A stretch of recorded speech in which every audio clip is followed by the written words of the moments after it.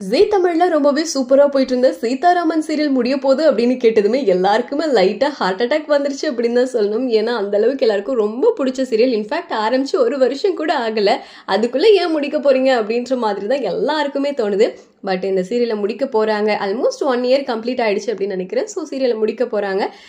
கதை நல்லா தான் போயிட்டு இருந்தாலுமே ஏன் முடிக்கிறாங்க அப்படிங்கிறது தெரியல. நிறைய புது புது சீரியல்லாம் வரதுனால இதை முடிக்கிறாங்க போல.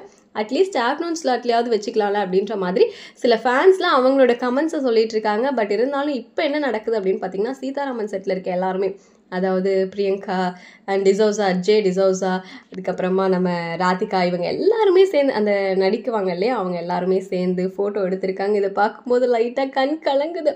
என்ன சொல்கிறது, இவங்கெல்லாம் மறுபடியும் நம்ம பார்க்க முடியாது. ஏன்னா நான் சொல்லியிருந்தேன்ல, கிளைமேக்ஸ் ஷூட் எடுக்க போகிறாங்க அப்படின்னு.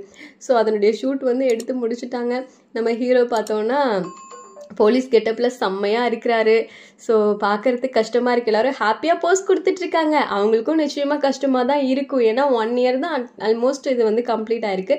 அதுக்குள்ளே முடிக்க போகிறாங்க. வேறு சீரியலாவது முடிக்கலாம்ல, இது நல்லா தானே போயிட்டுருக்கு அப்படின்னாலுமே சீரியலை முடிக்கிற பிளான் பண்ணிட்டாங்க. ஸோ ஒன்றுமே பண்ண முடியாது. கிளைமேக்ஸ் ஷூட் கூட எடுத்தாச்சு.